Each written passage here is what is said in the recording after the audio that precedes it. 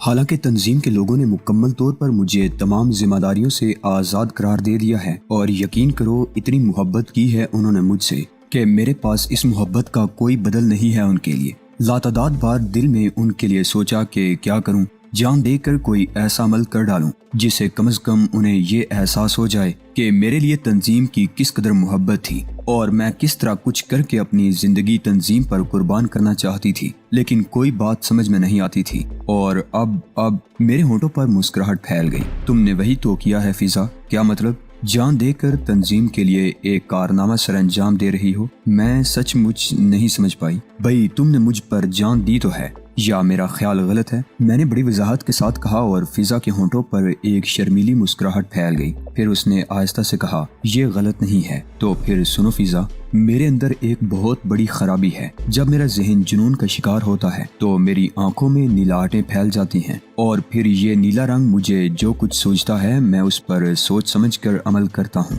بلکہ صرف کام کر ڈالتا ہوں اپنی اس جنونی کیفیت کو ختم کرنے کے لیے۔ میں نے زندگی بھر کوششیں کی ہیں لیکن مؤثر کامیابی حاصل نہیں کر سکا۔ بہرحال اپنی تمام تر ذہنی قوتوں سے کام لے کر میں نے فوری طور پر اپنے ذہن میں ایک منصوبہ بنایا ہے۔ اگر حکومت شی گاؤ، مارشل فیوڈل، ہارلے ریس اور دوسرے لوگ مجھے مکمل طور پر اختیارات دیں اور میری ہدایت پر عمل کریں تو سمجھ لو میں اس سلسلے میں کام کرنے پر تیار ہوں۔ البتہ مجھے یہ بتاؤ کہ اس کام کو شروع کرتے ہوئے تمہیں تنظیم کو اطلاع دے کر اس سے اجازت لینا ہوگی۔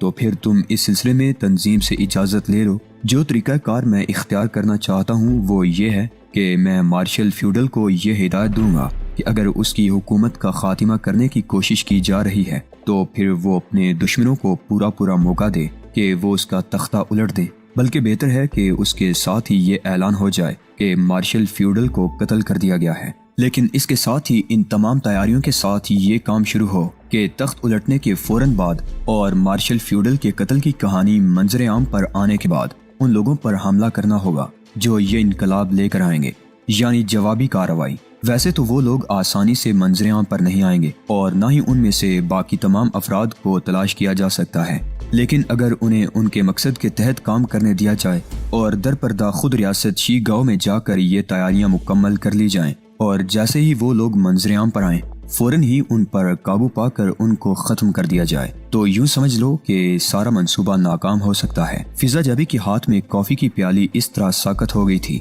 جیسے اس کا سارا وجود پتھرا گیا ہو، جیسے وہ پتھر کی انسان بن گئی ہو۔ بہت حیران ہوئی تھی اور غالباً میرے اس منصوبے پر غور کر رہی تھی۔ جہانگیر جمال شاہ، یہ تمہارا ان چند لمحوں کا کارنامہ ہے، تم میری تعریف کرو گی، تم صرف تعریف کی بات کرتے ہو۔ میری سمجھ میں نہیں آ رہا کہ میں کس طرح تمہیں خراج تحسین پیش کروں۔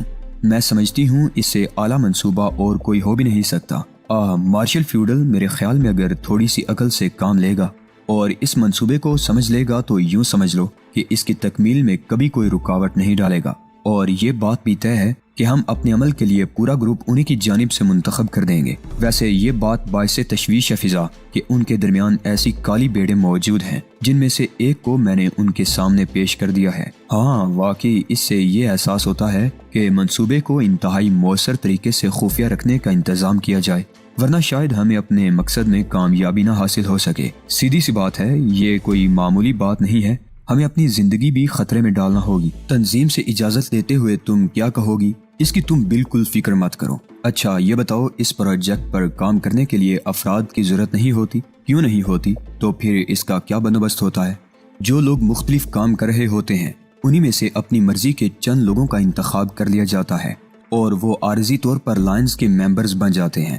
اصل میں لائنز چونکہ ایک انٹرنیشنل آرگنائزیشن ہے اور اسے تنظیم کو مالی مفادات بھی حاصل ہوتے ہیں، اس لیے ایک تربیت یافتہ شعبہ اس کام کے لیے بھی رکھا گیا ہے۔ لیکن خدا کی قسم جہانگیر جمال شاہ، اتنے مختصر سے وقت میں جو منصوبہ تم نے بنایا ہے، میں کہتی ہوں اس کا تصور بھی نہیں کیا جا سکتا تھا۔ میرے خدا، کتنی خوبصورتی سے تم نے ان لوگوں کو منظر عام پر لانے کے لیے منصوبہ بنایا ہے کہ اگر یہ کہا جائے کہ تم خود کسی ریاست کے حکمران ہوتے تو بڑی آسانی کے ساتھ اپنی حکومت کو تا حیات چلا سکتے تھے۔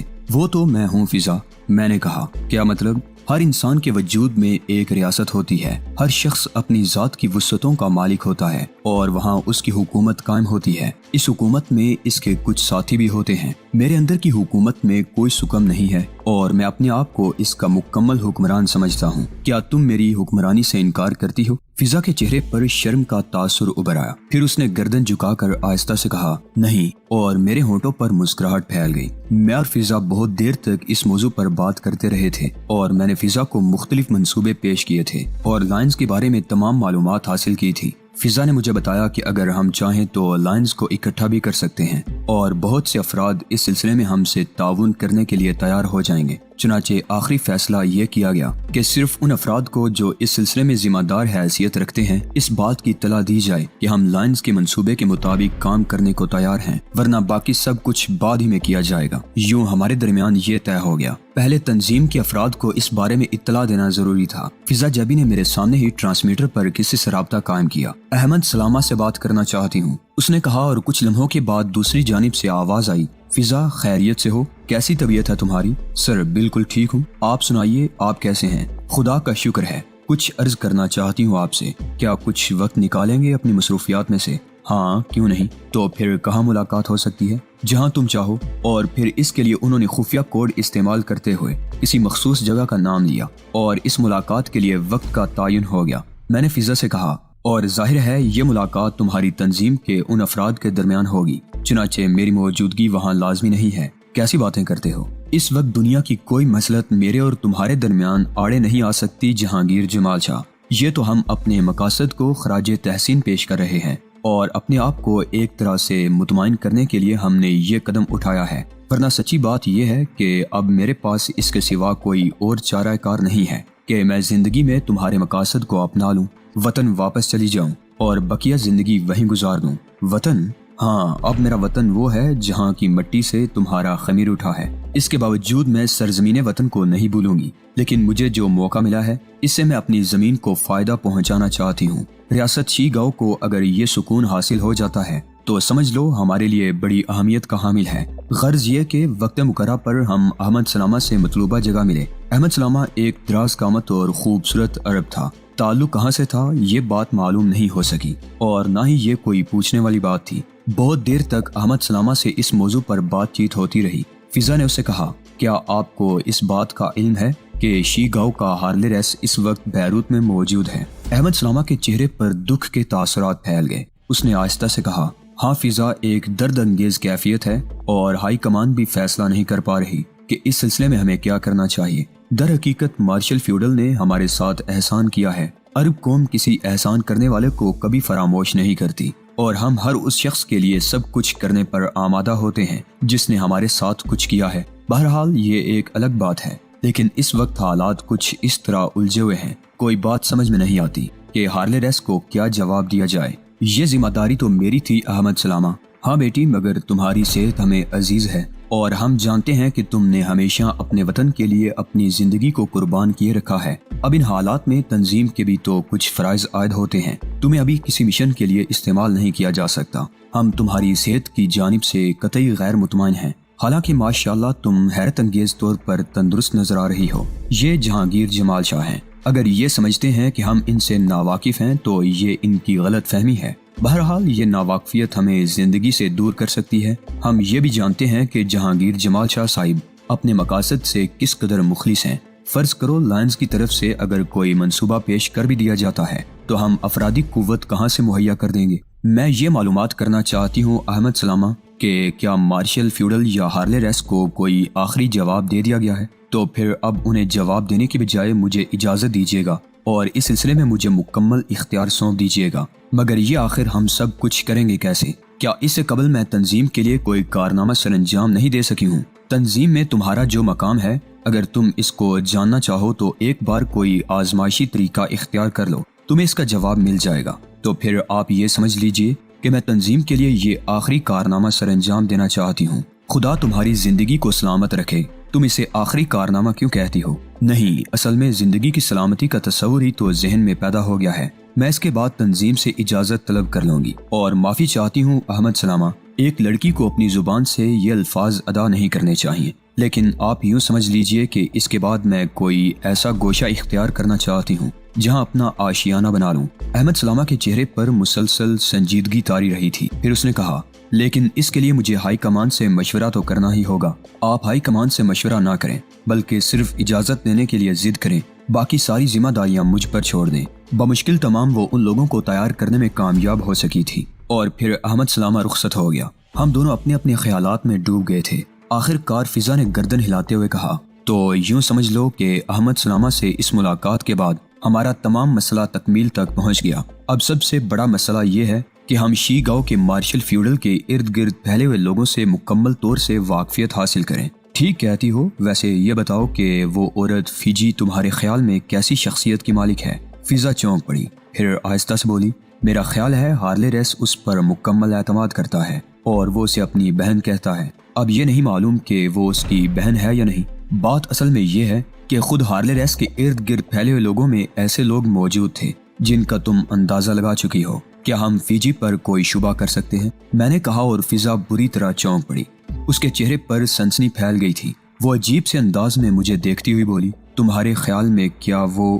دیکھو، جب اس قسم کے کام ہوتے ہیں تو پھر انسان انتہائی بے اعتبار ہو جاتا ہے۔ بے شک براہ راست وہ ایک مخلص عورت نظر آئی تھی، لیکن اگر ہم اسے بالکل ہی نظر انداز کر دیں تو یہ ایک مشکل عمل ہوگا۔ تمہارا مطلب ہے کہ اگر ہم مارشل فیوڈل کو یہ منصوبہ پیش کر دیں تو فیجی سے احتیاط برتی جائے؟ کوئی حرج بھی نہیں ہے۔ اس طرح تو ہارلے ریس بھی مشکوک ہو جاتا ہے۔ نہیں، ایسی کوئی بات نہیں ہے۔ جب ہم کام شروع کر دیں گے تو پہلے ایک طریقہ کار بنا کر ہر شخص کو آزمائیں گے۔ فضا ہنسنے لگی اور پھر بولی، اس میں کوئی شک نہیں ہے کہ اب میں بھی خوف زدہ ہو گئی ہوں۔ یہ تو بڑی بھیانک بات ہے کہ ایک بھی غلط شخص اگر اس منصوبے کے درمیان آ گیا تو اس کا مقصد ہے کہ ہمارا تمام منصوبہ فیل ہو جائے گا۔ نہیں، بلکہ یوں سمجھ لو کہ ہم اس کے لیے ایک طریقہ کار منتخب کر دیں گے۔ تمہارے پاس اگر کچھ افراد کا انتظام ہو سکتا ہے تو بے شک یہ انتظام کر لو، نہ ہو سکے تب بھی الجھن کی کوئی بات نہیں ہے۔ لیکن جب ہم کام شروع کر دیں گے تو میں تمہیں ایک مکمل اور مؤثر منصوبہ پیش کر دوں گا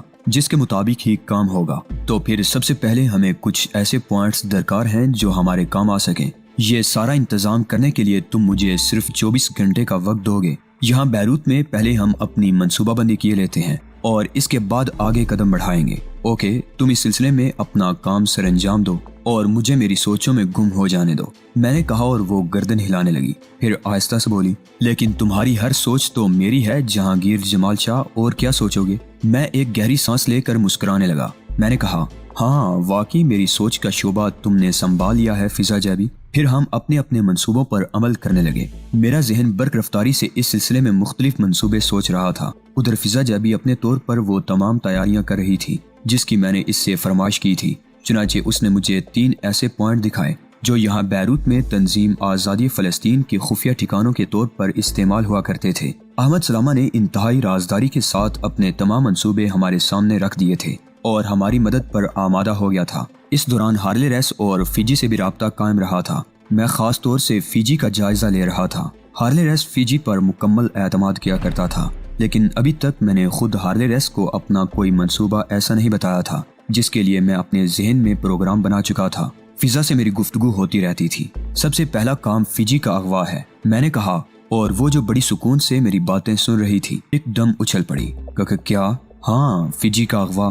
کہا کیا کہہ رہے ہو؟ ضروری ہے، فیجی کو اغوا کر کے قید رکھا جائے گا، اس کی تو تم پرواہ ہی نہ کرو۔ احمد سلامہ یہ کام بڑی خوش اسلوبی سے سر انجام دے گا۔ اس کے بعد ہمیں دوسرے امور کی جانب متوجہ ہونا پڑے گا۔ فیجی کے اغوا کے بعد ہم ہارلے ریس کو بھی راستے سے ہٹا دیں گے۔ او مائی گاڈ، وہ کیسے؟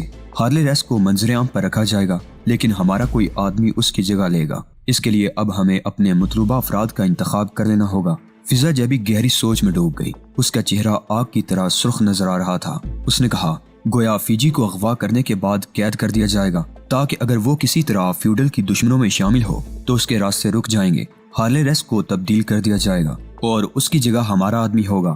ہاں بالکل، خدا کی قسم، خوب سوچتے ہو، مگر ہارلے ریس ہمارے خیال میں مناسب آدمی ہے۔ اگر ہم اسے اغوا کر لیتے ہیں تو کیا نہیں، یہ سمجھ لو کہ اس کا تمام معاملات کو کنٹرول کرے گا۔ میں تو یہ بھی کہتا ہوں کہ اگر تمہیں منظر عام پر رہ کر کارروائیاں کرنے میں مشکل پیش آئی تو تمہارا بھی کوئی نعم البدل اختیار کیا جائے گا۔ بلکہ میں تو یہ سوچ رہا ہوں کہ فیجی کی جگہ تم اور ہارلے ریس کی جگہ میں لے لیتا ہوں۔ ذرا ہم دونوں کی جسامت پر غور کرو اور اپنی اور فیجی کی۔ میں سمجھتا ہوں ویری گڈ، یہ آئیڈیا ابھی ابھی میرے ذہن میں آیا ہے، لیکن میں سمجھتا ہوں کہ یہ نہایت مناسب کام ہوگا۔ بہترین تجویز ہے، اس میں کوئی شک نہیں کہ ہم اپنا کام اتنے شاندار انداز میں کر سکتے ہیں۔ لیکن ایک بات اور بتاؤ۔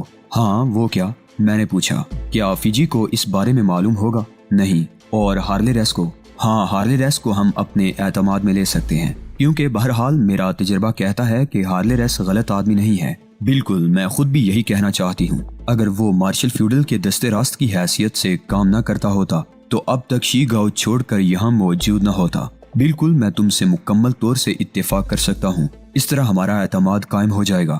ہارلے ریس کو ہم اپنے منصوبے میں براہ راست شریک کر دیں گے، لیکن فیجی کو پہلے اغوا کرنا ہوگا۔ اور ایک بات اور ذہن میں رکھو، فیجی کے اغوا کے بعد جب تم فیجی کی جگہ لے لو گی تو ہم تھوڑا سا موقع دیں گے اور تم ہارلے ریس کو اندر سے ٹٹولو گی اور یہ معلوم کرو گی کہ خود اس کی اپنی کیا کیفیت ہے ان تمام معاملات میں۔ اس طرح ہارلے ریس کا فیجی اور فیوڈل کا درمیانی راستہ بھی سمجھ میں آ جائے گا بلا شبہ، اور ہم اس کے لیے ایسی ہی مؤثر منصوبہ بندی کریں گے جس میں ہمیں کامیابی حاصل کرنے میں دقت پیش نہ آئے۔ میں نے جواب دیا۔ بہرحال میں اور فضا جیبی اس وقت بالکل بچکانہ انداز میں سوچ رہے تھے، حالانکہ فضا جیبی کی زندگی میں بھی نہ جانے کتنے الٹ پھیر آئے ہوں گے، اس کے اصولوں میں نہ جانے کیا کیا کچھ شامل ہوگا، لیکن اس کی تنظیم نے اس کی بیماری کی بنا پر اسے اس کے فرائض سے آزاد کر دیا تھا۔ اور یہ بات میرے لیے بڑی انوکھی حیثیت کی حامل تھی کہ فضا جیبی کی بیماری کی وجہ میں تھا۔